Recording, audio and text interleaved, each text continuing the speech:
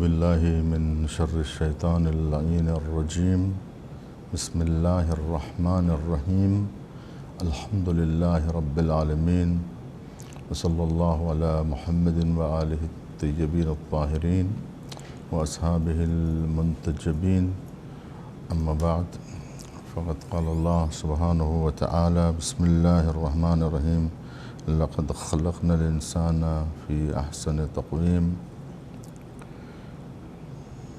ساری تعریفیں اور تمام حمد و ثنا اس رب جلیل کے لیے ہے جو علی و عظیم ہے، غفور و رحیم ہے، جو ساری کائنات کا پروردگار ہے، جو سمیع بھی ہے اور بصیر بھی ہے،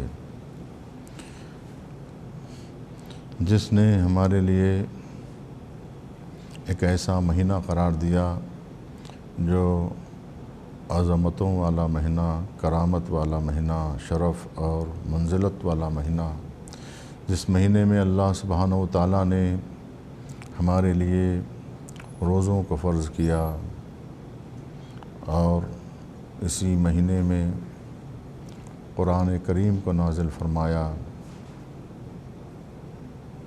یہی نہیں بلکہ اس مہینے میں اللہ سبحانہ و تعالیٰ نے شب قدر کو قرار دیا، ایک ایسی شب جو 1000 مہینوں پر فضیلت رکھتی ہے۔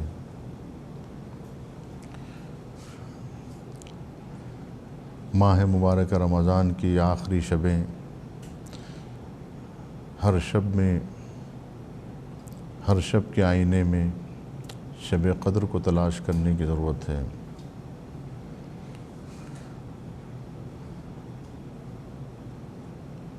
یہ ایک لطف ہے، یہ ایک کرم ہے کہ اللہ سبحانہ و تعالیٰ کا کرم بہانہ ڈھونڈتا ہے، اس کا لطف بہانہ ڈھونڈتا ہے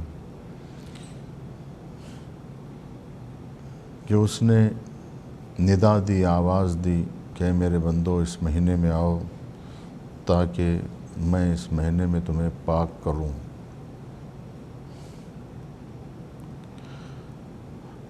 حضرت استاد جوادی آمولی فرماتے ہیں کہ جس طرح سے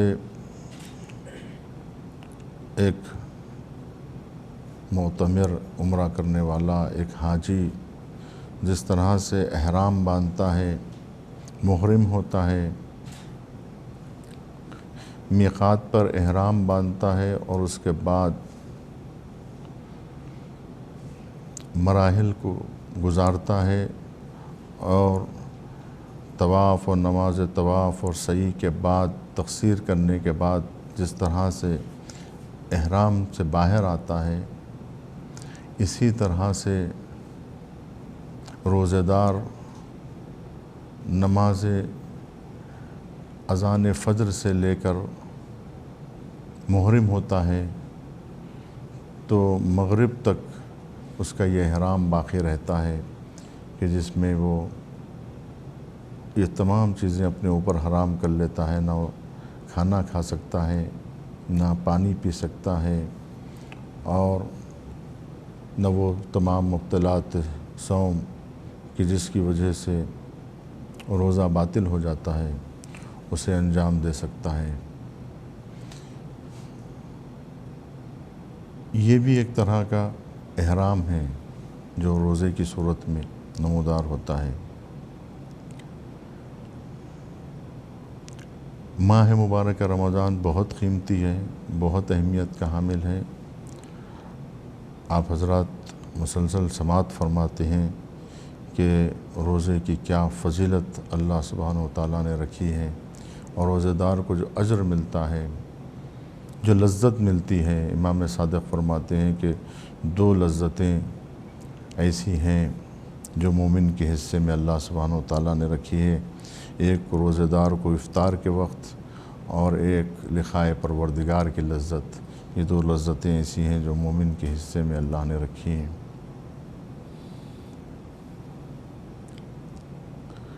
ہم اب آہستہ آہستہ اپنے موضوع کی طرف آئیں تو اس سے پہلے ایک روایت کہ روزے کی 3 قسمیں بیان کی گئی ہیں۔ ایک عام روزہ ہے، ایک خاص روزہ ہے، ایک خاص الخاص روزہ ہے۔ اور یہ بات ہماری گفتگو سے مربوط بھی ہے۔ عام روزہ وہ ہے جو شکم کا روزہ ہے، بھوک و پیاس کا روزہ ہے، جو سارے کے سارے مسلمان روزہ دار جو روزہ رہتے ہیں وہ شکم کا روزہ رہتے ہیں۔ یہ عمومی روزہ ہے، عام روزہ ہے۔ ایک خواص کا روزہ ہے، یہ وہ روزہ ہے کہ جس میں کھانے پینے کے علاوہ گناہ سے بھی انسان پرہیز کرتا ہے۔ اس کے اعضاء و جوارح بھی روزہ رہتے ہیں، آنکھ، کان، ناک، زبان سبھی روزہ دار ہوتے ہیں۔ تو یہ روزہ خواص کا روزہ ہے۔ اور اس کے علاوہ خاص الخاص وہ روزہ ہے کہ جہاں پر غیر خدا کا شائبہ اور غیر خدا کی محبت نہ ہو، جو کچھ بھی عمل کرے وہ صرف اور صرف اللہ کے لیے کرے۔ تو انسان کا جب ہر عمل اللہ کے لیے ہو تو وہ روزہ جس میں اس قدر محاسبہ ہو اور اس قدر عادات اور اطوار پر نگاہ رکھی جائے اور اس قدر مراقبہ کیا جائے کہ جس میں غیر خدا کی محبت بھی داخل نہ ہو سکے، تو یہ جو روزہ ہے وہ خاص الخاص لوگوں کا روزہ ہے۔ تو اسی طرح سے یہ جو منزلیں ہیں، اس کو پانے کے لیے اللہ سبحانہ و تعالیٰ نے انسان کو اس دنیا میں جو بھیجا ہے وہ کامل ہونے کے لیے بھیجا ہے۔ تو یہ روزہ اور یہ نمازیں یہ معدات ہیں، یہ سب کے سب وسیلہ ہے جس کے ذریعے سے انسان اپنے آپ کو سنوارے، انسان اپنی روح کو، اپنے کردار کو بلندیوں تک پہنچائے۔ اس کے لیے روزہ رکھا گیا، اور جس کے لیے کیا کہا گیا کہ لعلکم تتقون، کہ تم ممکن ہے کہ شاید کہ روزے کے ذریعے سے تم متقی بن جاؤ، یعنی روزہ سبب اور وسیلہ بنتا ہے تقوی کا۔ تو یہ شکم کا روزہ یہ وسیلہ بنتا ہے۔ اسی طرح سے نماز ہے، نماز وسیلہ ہے۔ ان الصلاۃ تنہی عن الفحشاء والمنکر، کہ نماز انسان کو برائیوں سے روکتی ہے۔ تو نماز برائیوں سے روکنے کا ایک ذریعہ ہے کہ جس کے ذریعے سے انسان برائیوں سے رکتا ہے۔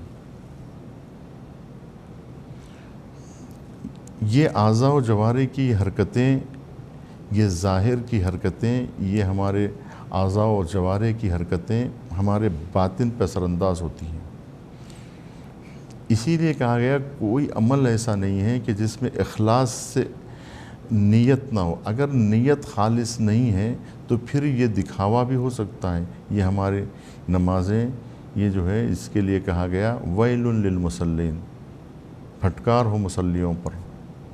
اسی طرح سے روزہ داروں کے لیے بھی ہے کہ جو لوگ اپنے اعضاء و جوارح کا روزہ نہیں رکھتے، جن کی نیت یہ نہیں ہے کہ باطن کو پاک کریں، تو پھر ایسے روزوں کی کوئی اہمیت نہیں ہے۔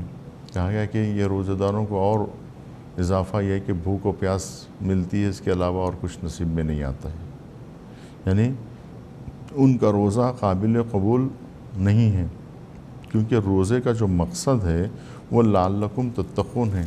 اگر اس سے تقوی نہ حاصل ہو سکے اس روزے سے، تو پھر اس روزے کا فائدہ کیا ہے؟ وہ نماز جو انسان کو برائیوں سے نہ بچا سکے تو پھر وہ نماز کیا ہے؟ تو یہ نماز و روزہ و حج و زکوٰۃ یہ سب کے سب انسان کے قلب کی طہارت کے لیے ہے، کہ یہ اعمال ضروری ہے اس لیے تاکہ اس کے اثرات باطن پر مرتب ہو، انسان کی روح پر مرتب ہو، اور یہ سب اخلاص نیت سے یہ مجسم بنے کہ وَمَن يَعْمَلْ مِثْقَالَ ذَرَّةٍ خَيْرًا يَرَى وَمَن يَعْمَلْ مِثْقَالَ ذَرَّةٍ شَرًّا يَرَى، کہ اعضاء و جوارح سے جو کچھ بھی انسان عمل انجام دیتا ہے وہ انسان کے نفس میں محفوظ ہو جاتا ہے، اور یہ لباس اتر جاتا ہے تو وہ جو حقیقت روح انسانی ہے وہ باقی رہتی ہے، اور اس میں یہ تمام اثرات جو ہے اس کے محفوظ ہو جاتے ہیں۔ تو لہٰذا اس دنیا میں بھیجا گیا ہے اس دنیا کے لیے، جس طرح سے اس دنیا میں آنے کے لیے ماں کے شکم میں رکھا گیا تھا اور وہیں پر ہاتھ پیر کان آنکھ ناک دیے گئے تھے تاکہ وہاں کی جو نشو و نما ہے وہ یہاں پر آ کر اس کا فائدہ حاصل کیا جا سکے۔ اس دنیا میں فائدہ اٹھانے کے لیے اس دنیا میں تعمیر کی گئی، ہماری تکمیل کی گئی، ہمارا بدن مکمل ہوا، ہماری بناوٹ وہاں مکمل کی گئی، ہمارا وہاں چہرہ بنایا گیا، وہاں ہمیں ہاتھ پیر دیے گئے، وہاں ہمیں کامل کیا گیا۔ تبھی تو ہم یہاں آئے تو آنکھ لے کے آئے، کان لے کے آئے، زبان لے کر آئے، ہاتھ پیر لے کے آئے، بدن لے کر آئے، جسم لے کر آئے، جو یہاں کے لیے اگر وہاں سے ہم ناقص آتے تو یہاں ناقص کہلاتے، تو اب ہمیں یہاں پر تکمیل کے لیے بھیجا گیا ہے۔ تو اس کے لیے اگر جوان اگر غفلت کا شکار ہو جائیں اور اپنے آپ کے اوپر کام نہ کریں، اپنی روح کی تکمیل کا کام نہ کریں، تو پھر وہ غفلت کا شکار ہو جائیں گے، اور یہ ایسی بڑی غفلت ہوگی کہ پھر ہم دوبارہ اس دنیا میں آئیں گے ہی نہیں۔ اگر اس دنیا کو ہم نے چھوڑ دیا، جب تک ہماری سانس ہے ہم توبہ بھی کر سکتے ہیں۔ وہی جو میں نے آپ کے سامنے عرض کیا کہ اگر جوانی نے غلطیاں بھی کی ہیں تو بڑھاپا بھی اسے سنبھال سکتا ہے، لیکن جیسا کہ عرض کیا جا چکا ہے کہ بڑھاپے کو جوانی کی غلطیوں کا سنبھالنا، وہ بوجھ جوانی کا اٹھانا بڑھاپے کے لیے سخت مشکل ہے کہ عمر قید کی سزا بڑھاپا کاٹے۔ جوانی میں قتل کیا تھا، بوڑھے کو سزا دی جائے، تو بوڑھا اگر ہتھکڑیاں بیڑیاں پہن کر اگر جو ہے جیل کی صعوبتیں برداشت کرے گا، سختیاں برداشت کرے گا تو کتنی مشکل ہوگی۔ تو کس نے بڑھاپے کو قید کیا ہے؟ کس نے بڑھاپے کو جو ہے رنج و مصیبت میں ڈالا ہے؟ تو یہ جوانی کی غلطیوں نے ڈالا ہے۔ جوانی کی غلطیوں نے بوڑھے کے ہاتھوں میں ہتھکڑیاں پہنائی ہیں۔ تو اسی طرح سے بعض بچپنا ایسا غلطیاں کرتا ہے کہ جوانی کو جھیلنا پڑتا ہے، جوانی ایسی غلطی کرتی ہے کہ بڑھاپے کو برداشت کرنا پڑتا ہے۔ اسی طرح سے اس دنیا میں وہ غلطیاں کی جاتی ہیں کہ جہاں سانس رکنے کے بعد میں اس کو جھیلنا وہاں پڑتا ہے، برزخ اس کو برداشت کرے گا، برزخ پہ اس کا بوجھ پڑے گا، اور پھر یہ خالدین تک چلتا رہے گا۔ چاہے وہ جہنم میں جائیں تو وہاں تک اس کے اثرات جو ہے وہ مرتب ہوتے رہتے ہیں، ہمیشہ کی زندگی پر اس کے اثرات پڑتے ہیں۔ مثال کے طور پر اگر کوئی انسان ماں کے شکم کی اس مدت میں، وہاں تو 9 مہینے تھے، یہاں تو 100 سال اور 200 سال اور 300 سال کی مدت ہے، تو جہاں پر وہاں 6 مہینے اور 7 مہینے اور 9 مہینے میں اگر کوئی بغیر آنکھ کے آ گیا تو زندگی بھر اندھا رہے گا، پورے مادر زاد رہے گا۔ اگر کوئی ماں کے شکم میں بغیر کان کے آ گیا زندگی بھر کے لیے بہرا ہو گیا۔ 100 سال اگر رہ رہا ہے اس دنیا میں تو 100 سال کے لیے بہرا ہو گیا۔ تو اگر وہ 9 مہینے برداشت کر لیتا، وہاں پر وہ سختیوں کو برداشت کر لیتا، کان آسانی سے نہیں بنتے ہوں گے، آنکھ آسانی سے نہیں بنتے ہوں گے، بچے کو تکلیف بھی ہوتی ہوگی کہ کان میں جو ہے نا وہ سبل جو ہے نا ڈالا جاتا ہوگا گھما گھما کے، تو کتنی تکلیف ہوتی ہوگی۔ بچے چیختے ہوں گے کہ ہم کو نہیں چاہیے، یہ سماعت نہیں چاہیے، یہ کان نہیں چاہیے۔ جب آنکھ بنائی جاتی ہوگی تو کہتے ہوں گے نہیں، آنکھوں کی ہم کو ضرورت نہیں ہے۔ اگر وہاں پر وہ برداشت کر لیے تو زندگی بھر کے لیے 100 سال کے لیے ان کو آنکھ مل گئی، 100 سال تک دیکھتے جائیے۔ وہ آنکھیں جو 6-7 مہینے میں بن گئیں وہ زندگی بھر کے لیے کام آ رہی ہے۔ 6 مہینے برداشت کرنا تھا بس، 7 مہینے برداشت کرنا تھا بس، 9 مہینے زیادہ سے زیادہ برداشت کرنا تھا۔ تو اس 9 مہینے میں اگر آپ برداشت کر لے جائیں، اگر بچہ ماں کے شکم میں یہ تمام مراحل کو طے کر لے اور کامل بن جائے، ورنہ اگر وہاں سے ہی بغیر پیر کے آئے تو زندگی بھر کے لیے لنگڑائے، زندگی بھر کے لیے اندھا رہے، زندگی بھر کے لیے گونگا رہے۔ تو اسی طرح سے اس دنیا میں اگر کوئی شخص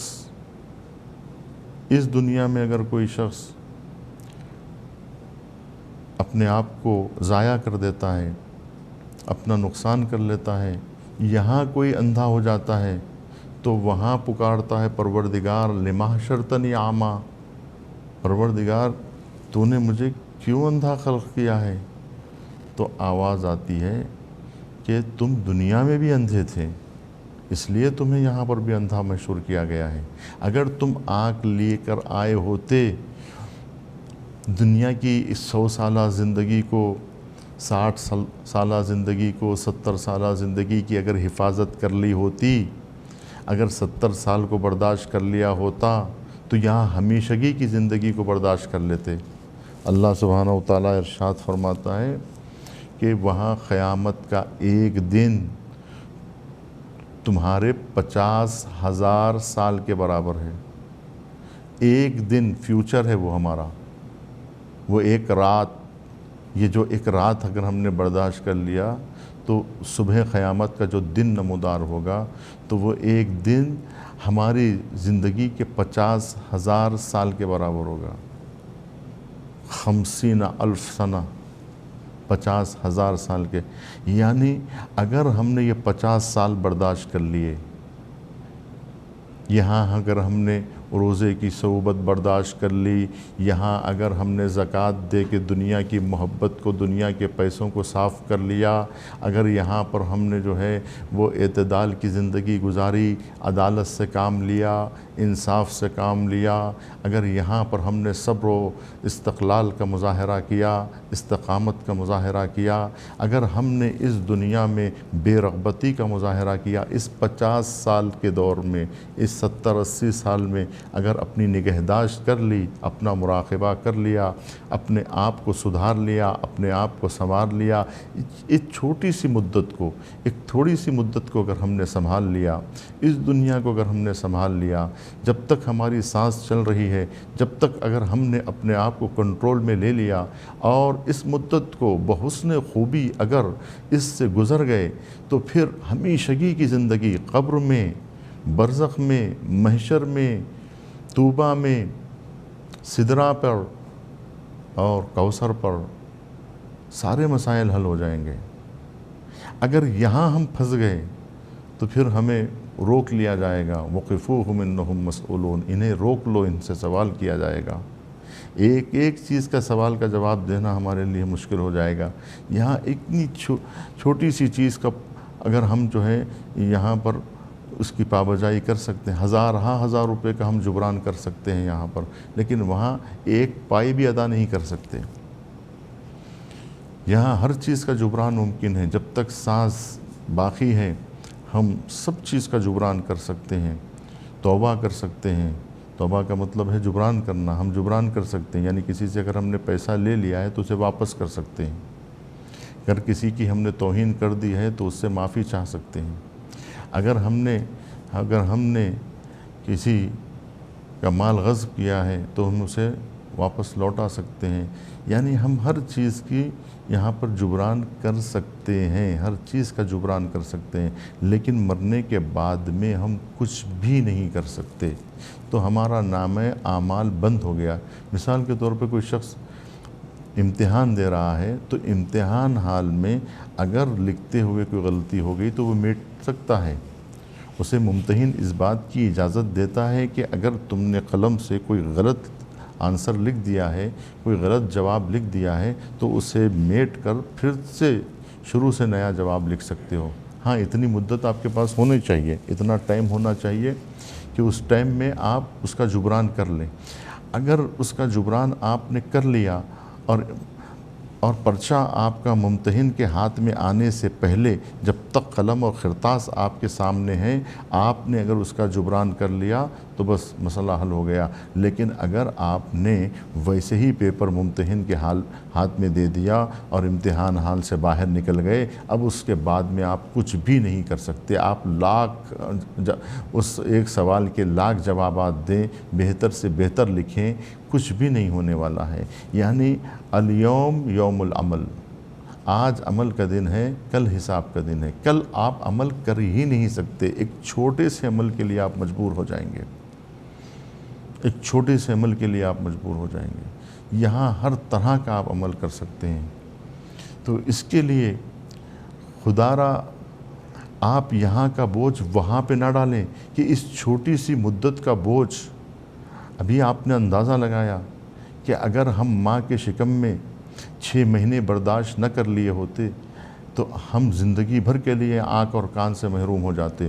چونکہ ہم نے ماں کے شکم میں اس 7 مہینے کی مدت کو برداشت کر لیا اور وہاں سے کامیاب باہر آئے، اب یہاں پر ہم دیکھ بھی سکتے ہیں، ہم سن بھی سکتے ہیں، اور ہم بول بھی سکتے ہیں، چل بھی سکتے ہیں، ہاتھ اٹھا بھی سکتے ہیں، اور پوری توانائی کے ساتھ یہاں زندگی گزار سکتے ہیں۔ کیوں؟ اس لیے کہ ہم اپنا سرمایہ لے کے یہاں آئے۔ لیکن اب یہاں سے ایک سرمایہ لے کے ہمیں وہاں جانا ہے، اور اس 50-70 سال کی زندگی ایسے ہی گزر جائے گی جیسے ماں کے شکم کے 7 مہینے گزر گئے۔ یہاں کے 90 برس ایسے ہی گزر جائیں گے جیسے ماں کے شکم کے 9 مہینے گزر گئے۔ اسی طرح سے گزر جائیں گے۔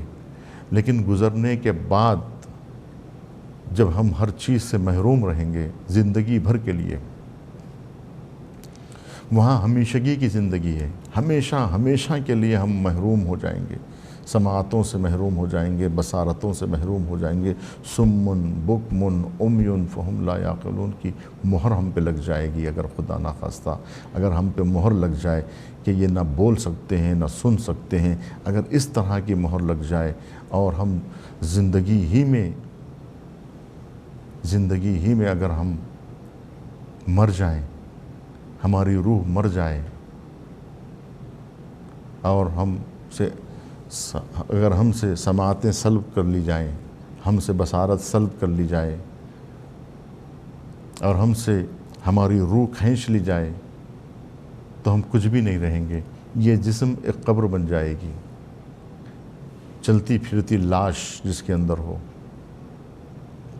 ہم ایک چلتی پھرتی قبر بن جائیں گے جس کے اندر ایک روح کی لاش ہے، روح مر چکی ہے، مردہ لاش، اس زندہ جسم کے اندر مردہ لاش ہے۔ تو اصل قبر یہ بن جائے گی ہماری۔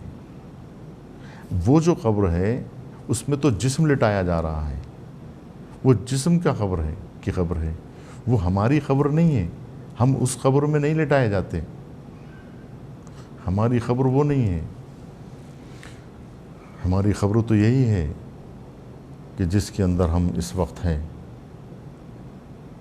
ہماری روح قید ہے، ہماری روح مر چکی ہے، مردہ ہیں۔ لوگ اپنی حقیقت کو سمجھیں کہ ہماری اصل حقیقت کیا ہے۔ یہ دل بہلانے کے لیے اپنے آپ کو مسلمان کہہ لیں، دل بہلانے کے لیے تو اپنے کو مومن سمجھ لیجئے، آپ متقی سمجھ لیجئے، بہشتی سمجھ لیجئے۔ آپ کے سمجھ لینے سے حقیقتیں تو نہیں بدلنے والی ہیں۔ یہ تو صرف ہمارا دھوکہ ہے یہ ہمارا، کہ ہم اپنے آپ کو مسلمان سمجھ رہے ہیں۔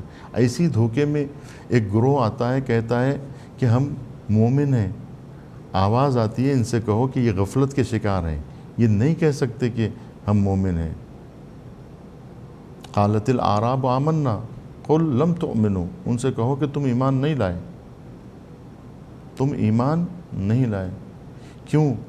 اس لیے کہ ایمان تمہارے قلب میں داخل ہی نہیں ہوا، تمہارے حلق سے نیچے ہی نہیں اترا، تمہارے دل میں ایمان ہی نہیں آیا۔ زبان سے کہہ بھی دیا لا الہ تو کیا حاصل، دل و نگاہ مسلمان نہیں تو کچھ بھی نہیں۔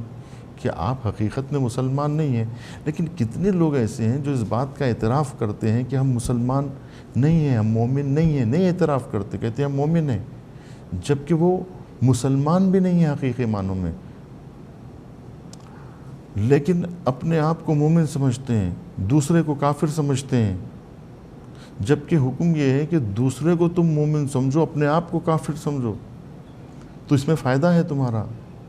جب تم اپنی حقیقت کو جانو گے، اپنے تعلق سے بدبین رہو گے، آپ کا لباس کتنا ہی صاف ستھرا صحیح، آپ بدبین اگر رہیں کہ نہیں ابھی بھی صاف نہیں ہوا تو اور صاف کریں گے اور صاف کریں گے. لیکن اگر آپ اس بارے میں مطمئن ہو گئے کہ نہیں میرا لباس صاف ستھرا ہے، میں صاف ستھرا ہوں، تو جو جہل مرکب میں گرفتار ہو جائے، جو مومن نہ ہو کہ اپنے کو مومن سمجھنے لگے، تو پھر ایسے یہ شخص کیسے ایمان لائے گا؟ کب ایمان لائے گا؟ جو اپنے کو مومن سمجھ رہا ہے وہ کب ایمان لائے گا؟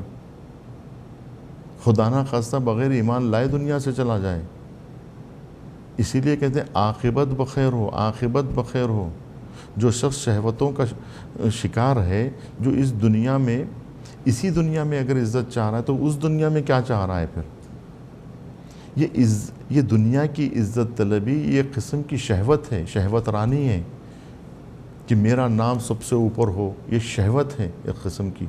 شہرت کی بھی شہوت ہوتی، جیسے بھوک ہوتی، اقتدار کی بھوک، اقتدار کا نشہ، شہرت کا نشہ ہے نا. یہ سب قسم کا نشہ ہے. میرے ہاتھ سے ممبر نہ جائے، میرے ہاتھ سے مسجد نہ جائے. وہ مسجد نہیں ہے، وہ آپ کا بتکدہ ہے. آپ اپنے لیے کر رہے ہیں سب کچھ، اپنی شہرت کے لیے کہ میرے ہاتھ سے یہ جانے نہ پائے، میرے ہاتھ سے یہ عہدہ. اس کو آپ عہدہ سمجھ رہے ہیں، اس کو منصب سمجھ رہے ہیں. محراب نہیں ہے، آپ کی جاگیر ہے، آپ کا منصب ہے وہ. آپ اس منصب کو چھوڑنا نہیں چاہ رہے ہیں. تو مسجد نہیں چھوڑنا چاہ رہے ہیں آپ. خدا چھوڑنے تیار ہے لیکن مسجد چھوڑنے تیار نہیں. ایمان چھوڑنے تیار ہے لیکن مسجد چھوڑنے تیار نہیں ہے، ممبر چھوڑنے تیار نہیں ہے. تو یہ سب چیزیں کیا ہو جاتی ہیں؟ یہ سب غفلت میں انسان جو ہے وہ سمجھتا ہے کہ میں اللہ کے لیے کر رہا ہوں، جبکہ وہ اللہ کے لیے نہیں، وہ شہوت رانی میں کر رہا ہے. وہ اس کو شہوت کا نشہ ہے. جو شخص اس دنیا میں بڑی جگہ بیٹھنا چاہ رہا ہے، بڑی جگہ کا طلبگار ہے، تو اس کے لیے پھر آخرت نہیں ہے. وہ یہ سمجھ لے کہ دنیا میں اگر علو چاہ رہا ہے، بلندی چاہ رہا ہے، شہرت چاہ رہا ہے، اقتدار چاہ رہا ہے، منصب چاہ رہا ہے، دنیا میں اونچا بن کے رہنا چاہ رہا ہے، تو وہ سمجھ لے کہ اس کو آخرت میں کچھ نہیں ہے. تلک الدار الآخرۃ نجعلها للذین لا یریدون علوا، لا یریدون علوا. دنیا میں علو نہ چاہے اس کے لیے آخرت ہے. تلک دار الآخرہ، ہم نے اس آخرت کا مکان ان کے لیے رکھا ہے کہ جو دنیا میں علو کا تصور بھی نہیں کرتے، ارادہ بھی نہیں کرتے. بڑی جگہ بیٹھنے کا ارادہ کرنے والوں کے لیے آخرت نہیں ہے. اونچا نام ہونے کے لیے آخرت نہیں ہے کہ میرے نام کے ساتھ میرے القابات نہیں لکھے گئے.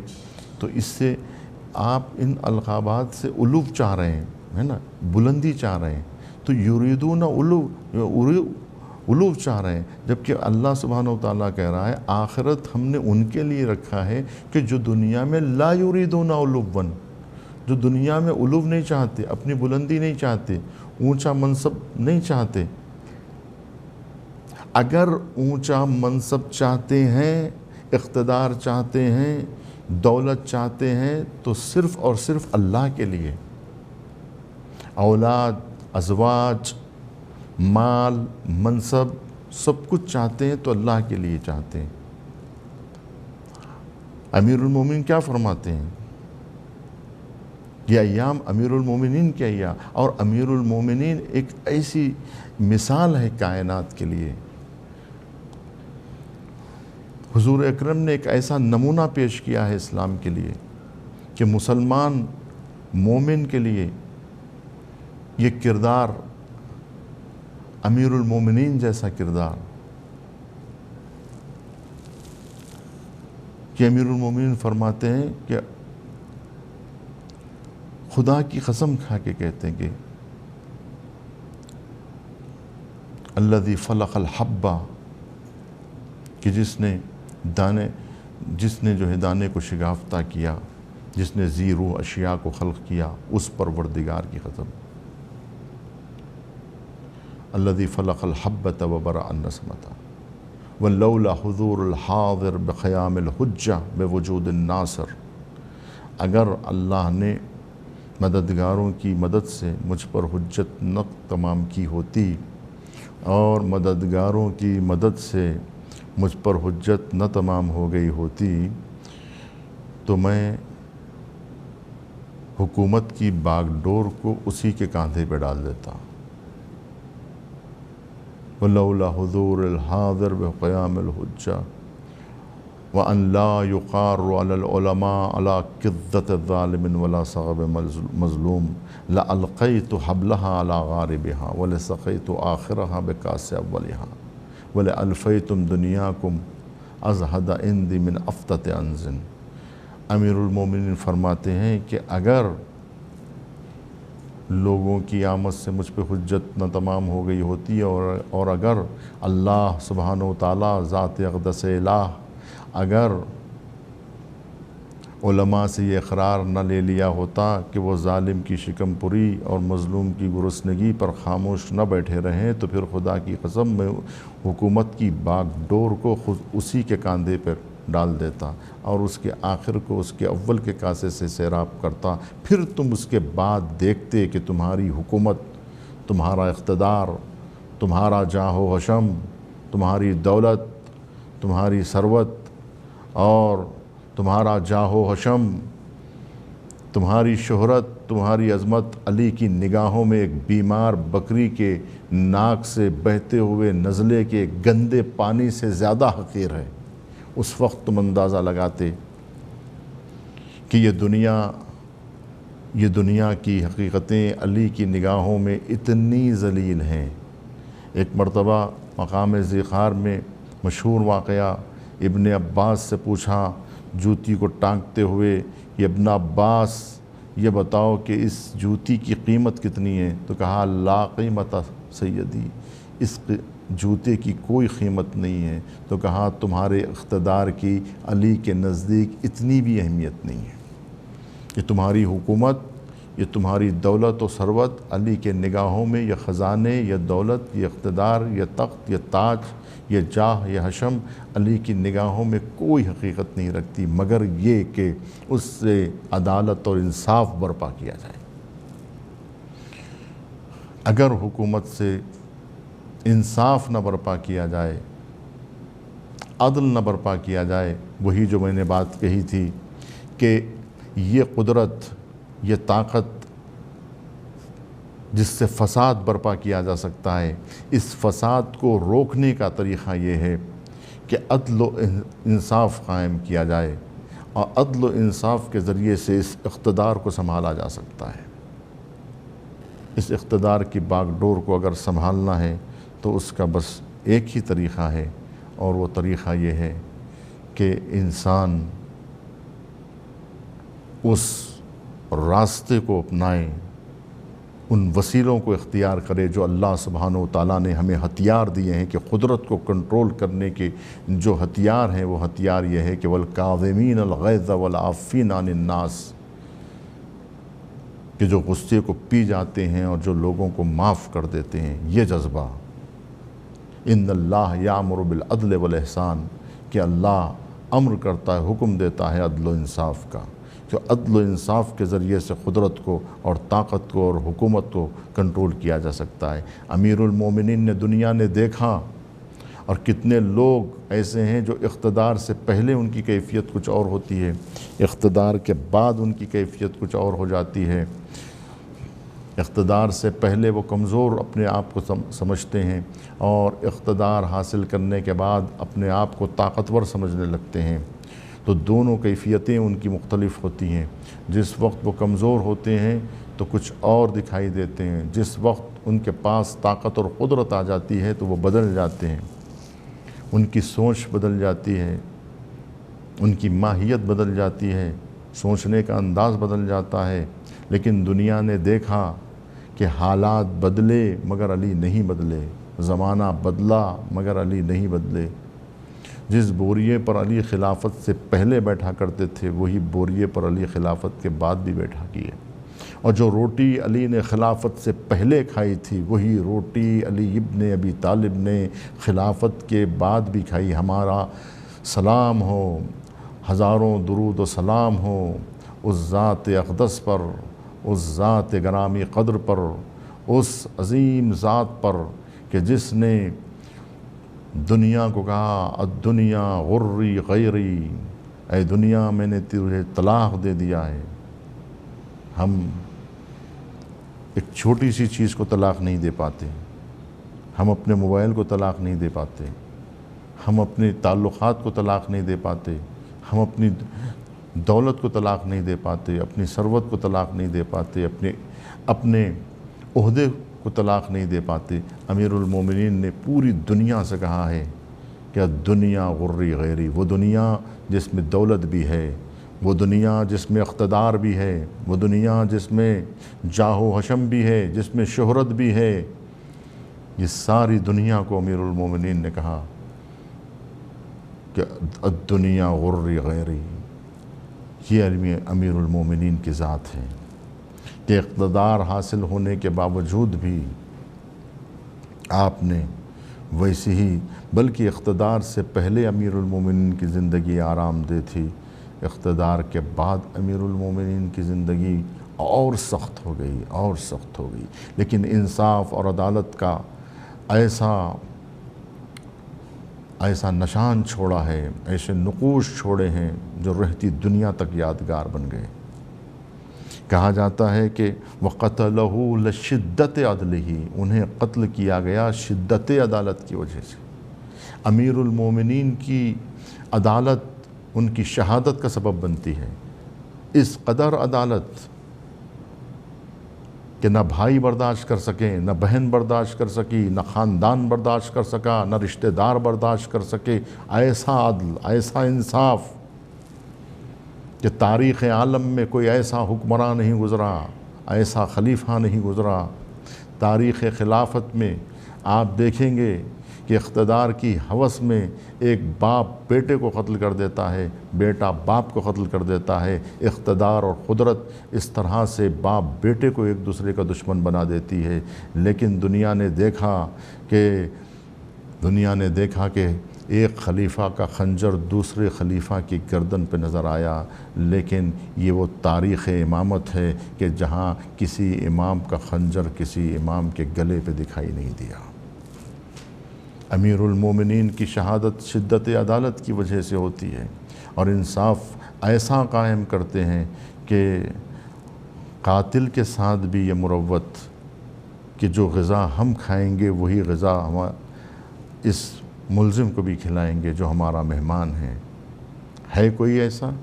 आज जाइए जेल में क्या खिलाया जाता है, मुल्ज़िमों को क्या खाना खिलाया जाता है? ये सरकार के मेहमान हैं। सरकार के मेहमानों को क्या खिलाया जाता है? वो ग़िज़ा जो सरकार की वो खिलाई जाती है, वो सवारियाँ जो सरकार इस्तेमाल करती है वो सवारियाँ इनके इस्तेमाल में लाई जाती है। जो हुकूमत के गवर्नमेंट के मेहमान हैं उनके साथ हुकूमत क्या सलूक करती है।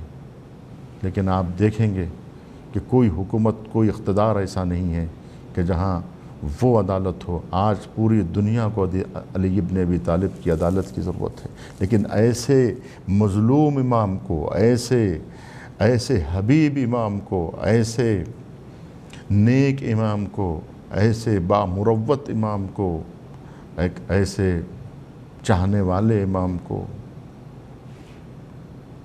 उस शकी तरीन इंसान ने ऐसी हालत में शहीद किया कि जब वो महराब इबादत में थे।